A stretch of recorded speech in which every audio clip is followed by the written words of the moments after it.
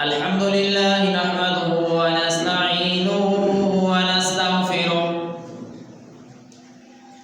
ونؤمن به ونتوكل عليه ونعوذ بالله من شرور أنفسنا ومن سيئات أعمالنا من يهده الله فلا مضل له ومن يضلله فلا هادي له ونشهد أن لا إله إلا الله وحده لا شريك له ونشهد أن محمدا عبده ورسوله اللهم صل على محمد وعلى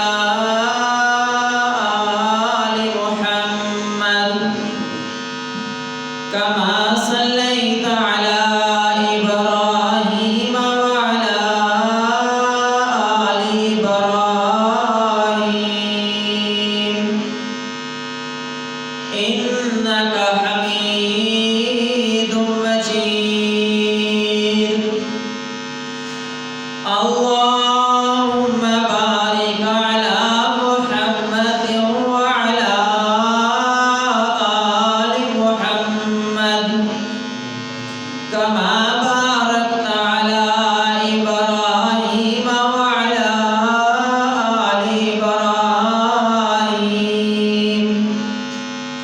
إنك حميد مجيد اللهم انفعنا بما علمتنا وعلمنا ما ينفعنا وزدنا علما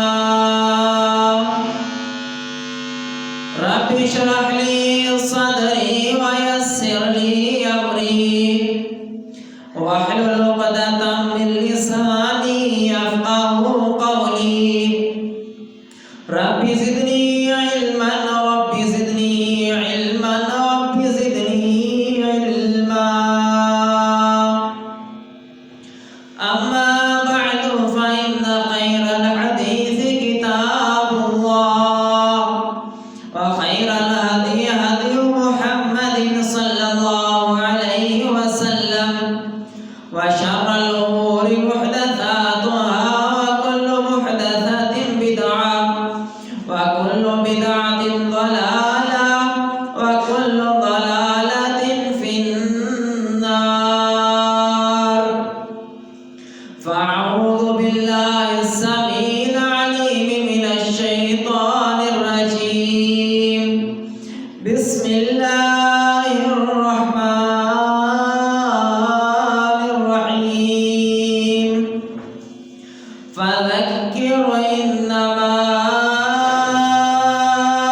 أنت مذكر لست عليهم بمسيطر إلا من تولى وكفر فيعذبه الله العذاب الأكبر إن إلينا إيابهم ثم إن علينا حسابهم صدق الله العظيم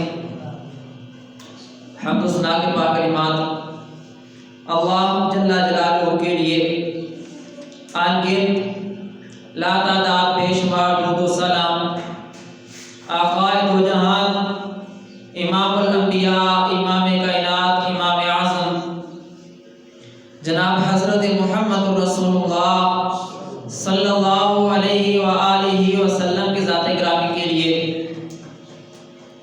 عزیز ساتھیوں سورۃ الغاشیہ کی آخری 6 آیات آپ کے سامنے تلاوت کی اللہ تبارک و تعالیٰ ان آیات میں فرما رہے ہیں فرمایا فذکر انما انت مذکر کہ پاس بس آپ نصیحت کر دیں. یعنی اللہ تبارک و تعالیٰ نصیحت کے بارے میں فرما رہے ہیں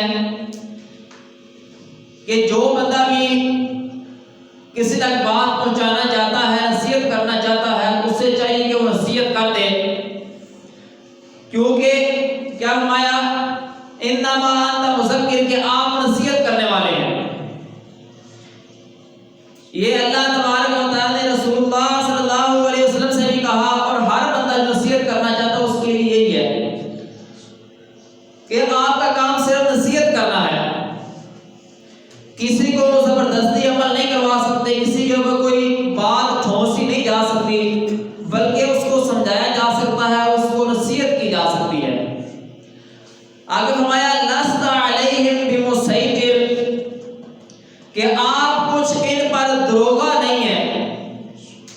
یعنی یہ نہیں پتہ کیا جائے گا کہ اس نے عمل کیا تو کیوں نہیں کیا، آپ نے عمل کیوں نہیں کروایا. نہیں، ایسی کوئی بات نہیں. کوئی بندہ بھی کسی دوسرے کا ذمہ دار نہیں ہے.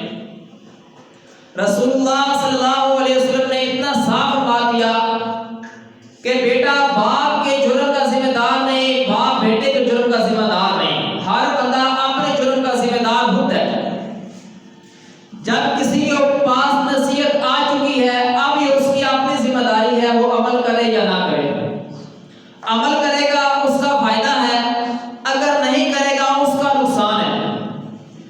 ہاں، نصیحت پہنچنے کے بعد کل قیامت والے دن اللہ تبارک و تعالیٰ سے کوئی یہ تو نہیں کہہ سکے گا کہ میرے پاس نصیحت آئی کوئی.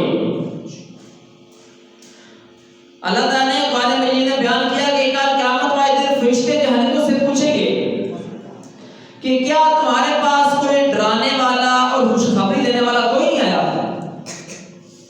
یعنی جو لوگ جہنم میں جائیں گے ان سے پتہ کریں گے فرشتے جہنم کے کہ کیا تمہارے پاس کوئی ڈرانے والے، جنت سے ڈرانے والا، جنت کی خوشخبری دینے والا کوئی نہیں آیا.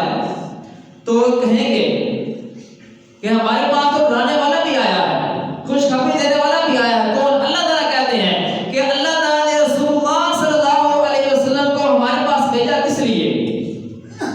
ہمیں ڈرانے کے لیے. کس جگہ سے؟ جہنم سے ڈرانے کے لیے، اور خوشخبری دینے کے لیے. کس چیز کی خوشخبری؟ جنت کی خوشخبری دینے کے لیے. جو بندہ نیک عمل کرتا ہے، نیک اعمال کرتا ہے، اس کے لیے جنت کی خوشخبری ہے. جو بندہ نیک عمل نہیں کرتا، برے کام کرتا، اس کے لیے ڈر ہے، اس کے لیے جہنم کے عذاب کا.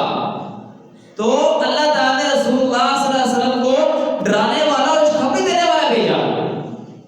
تو اللہ تعالیٰ کیا کہہ رہے ہیں؟ آپ کا کام نصیحت کرنا ہے، آپ ان کے اوپر کوئی دروغہ نہیں ہے. آگے فرمایا الا من تولا وکفر، بس جو بندہ روگردانی کرے اور انکار کرے.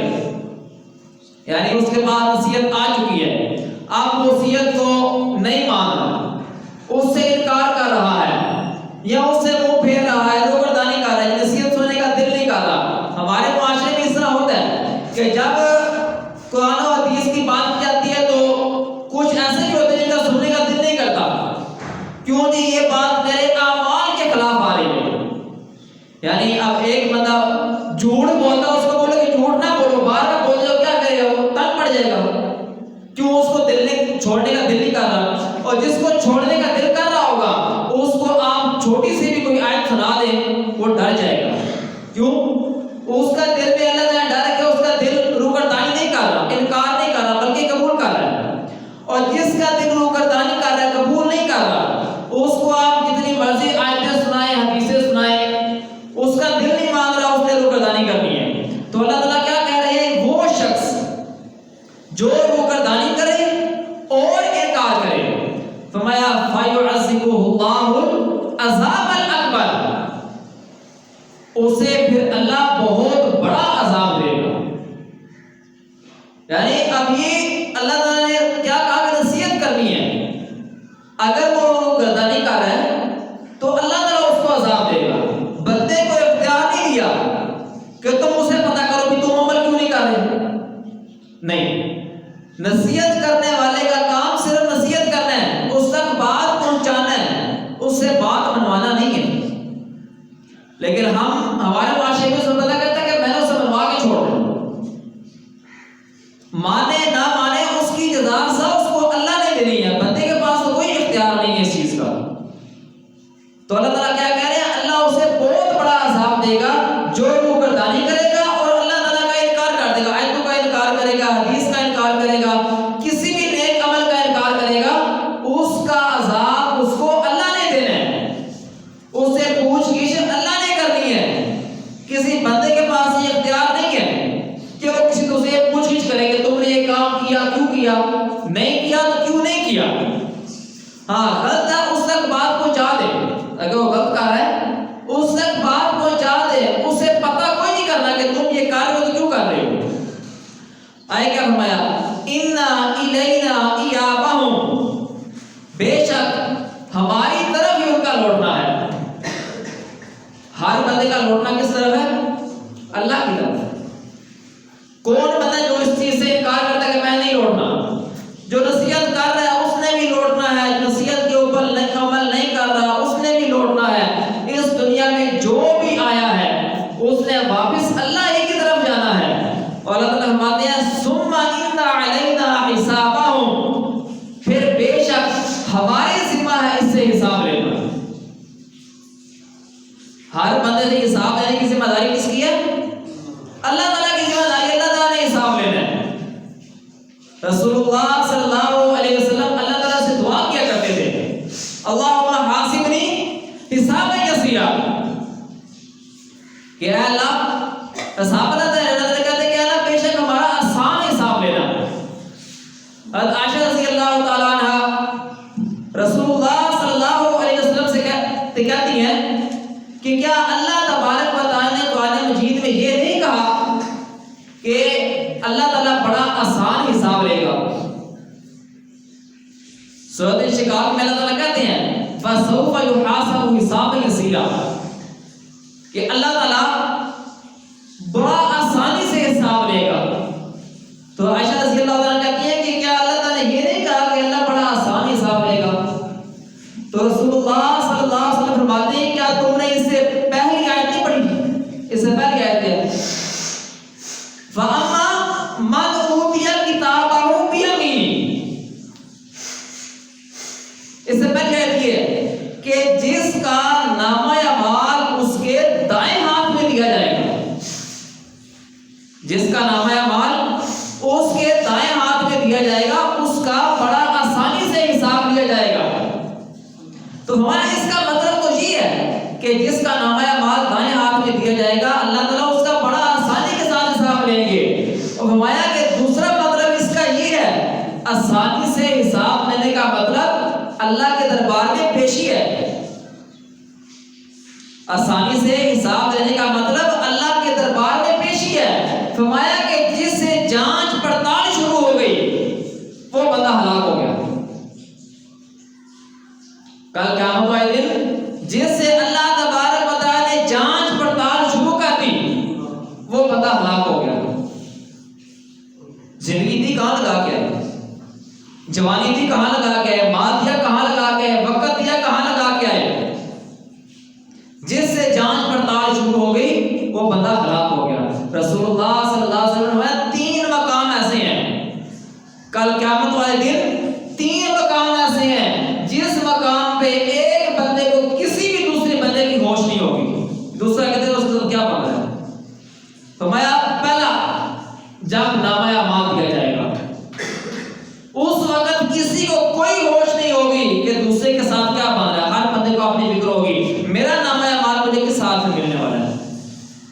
فرمایا دوسرا جب اللہ کے سامنے اس نے جواب دینا ہے اس وقت اس کو کوئی ہوش نہیں ہوگی دوسرے بندے کا کیا بن رہا ہے، اپنی طرف اسے ہوگی۔ اور تیسرا جس وقت اللہ تبارک و تعالیٰ نے پورے صراط سے گزارنا ہے۔ یہ 3 مقام کل قیامت والے دن ایسے ہیں جن مقام پہ کسی کو کسی دوسرے کا نہیں پتا ہوگا اس کا کیا بن رہا ہے، ہر بندے کو اپنی ہوگی کہ میرے ساتھ کیا بننے والا ہے۔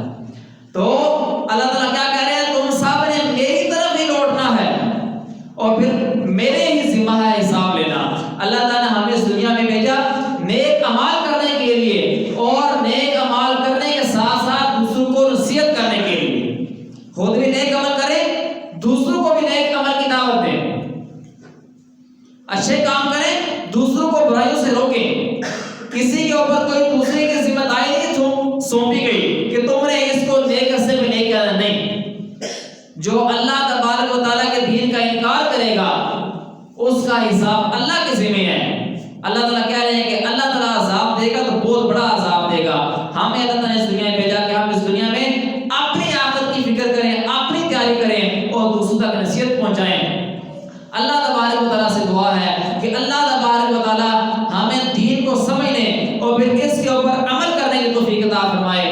انشاءاللہ اگلے جمعہ المبارک سے نماز کے ٹاپک کے اوپر, نماز, اس کی اہمیت اور بے نمازی کا انجام, اس کا پھر نماز مکمل جو ہم نماز پڑھتے ہیں وہ ہم الفاظ ادا کرتے ہیں عربی میں, اس کا مطلب کیا ہے. افسوس کہ نماز کتنے عرصے سے ہم پڑھ رہے ہیں لیکن ہمیں پتہ ہی کوئی نہیں کہ ہم کیا کہہ رہے ہوتے ہیں. صرف ہم نے ایک عربی کا رٹا لگایا ہوا ہے, وہ رٹا ہی ہم پڑھتے جاتے ہیں, کوئی پتہ نہیں ہوتا کہ ہم کیا کہہ رہے ہیں. تو انشاءاللہ پوری نماز مکمل ڈیٹیل کے ساتھ انشاءاللہ جتنی جمعہ مبارک میں وہ ہمارا عنوان چلا اس کو انشاءاللہ مکمل کریں گے. اللہ تبارک و تعالیٰ سے دعا ہے کہ اللہ تبارک و تعالیٰ ہمیں صحیح معنوں میں اسلام کے اوپر عمل کرنے کی توفیق عطا فرمائے. آمین. وآخر دعوانا الحمدللہ رب العالمین.